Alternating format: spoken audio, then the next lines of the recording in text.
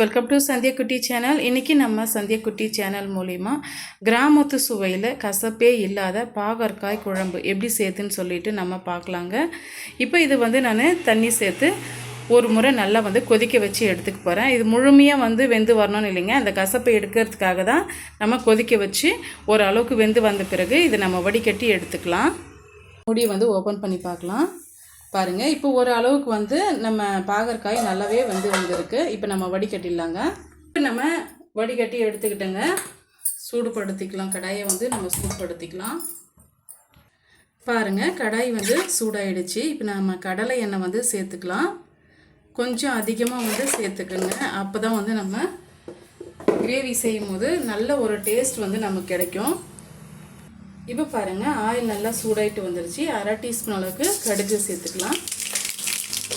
கடுகு நல்லா பொரிஞ்சு வருது பாருங்கள். இந்த சமயத்தில் ஒரு 30 சின்ன வெங்காயம் எடுத்து வச்சுருக்கேன். அதை நம்ம அதில் சேர்த்துக்கிட்டுருலாங்க.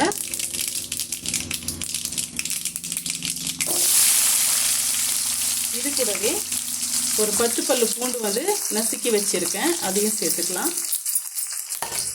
ஹை ஃப்ளேமில் வச்சுக்கலாம். ஒரு 2 கொத்து கருவேப்பிலை ஆட் பண்ணிக்கலாம். வெங்காயம் வெள்ளை பூண்டும் ஒரு அளவுக்கு வதங்கி வரட்டுங்க. அது வரைக்கும் நம்ம வதக்கி விட்டுக்கலாம். வெள்ளை பூண்டு இந்த அளவுக்கு வதங்கி வந்த பிறகு 2 பெரிய சைஸு தக்காளி பழம் பொடிசை நறுக்கி வச்சுருக்கேன். சேர்த்துக்கலாம். சேர்த்துட்டு இதையுமே வதக்கி விட்டுக்கலாங்க.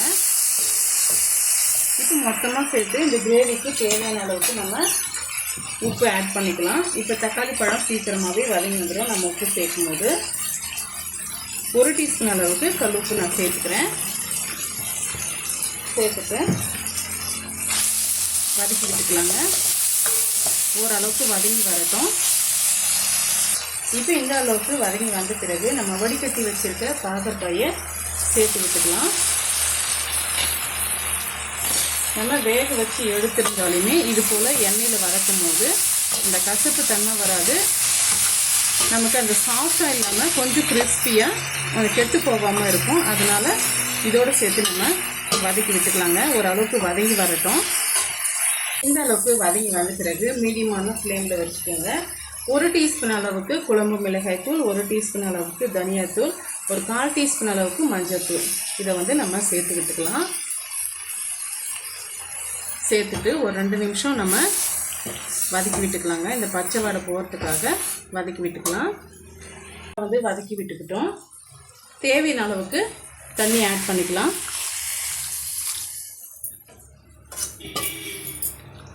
இப்போ இது ஓரளவுக்கு கொதிச்சு வரட்டுங்க.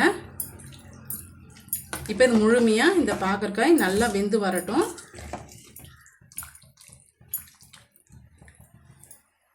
இந்த அளவுக்கு கொதிச்சு வந்த பிறகு ஒரு சின்ன லெமன் சைஸ் அளவுக்கு புளி எடுத்து ஊற போட்டு வச்சுருக்கேன். திப்பிகள் இல்லாமல் வடிகட்டிட்டு இந்த கிரேவியில் சேர்த்து விட்டுக்கலாம்.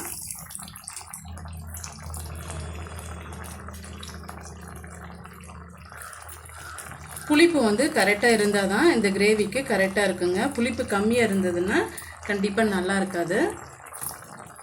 சேர்த்துட்டு ஒரு முறை நல்லா கலந்து விட்டுட்டு ஒரு 5 நிமிஷம் பக்கமாக மீடியமான ஹீட்டில் வச்சு கொதிக்க விட்டு எடுத்துக்கலாங்க. இது அப்படியே இருக்கட்டும்.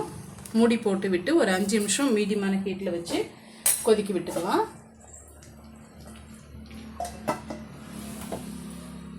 நல்லா கொதிச்சு வந்துட்டு இருக்கேன். இப்போ நல்லாவும் புளி கரைசலும் நல்லாவே வெந்து வந்திருக்குங்க.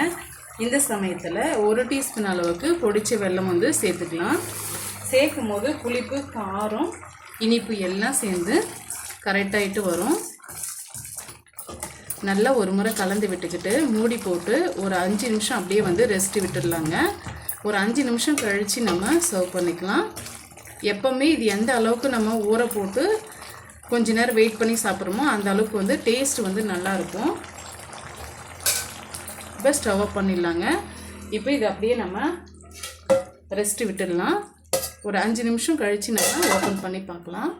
பாகற்காய் குழம்பு நல்லாவே செட் ஆகிட்டு வந்துடுச்சு. கிராமத்து சுவையில் ஒரு சூப்பரான கசப்பே இல்லாத பாகற்காய் குழம்பு வந்து நம்ம ரெடி பண்ணிட்டோம். இதை பார்த்திங்களான்னா கசப்பாக தான் இருக்குங்க, ஆனால் வந்து டேஸ்ட்டு வந்து ரொம்பவே நல்லா இருக்கும், உடம்புக்குமே ரொம்பவே நல்லா தான் இருக்குங்க.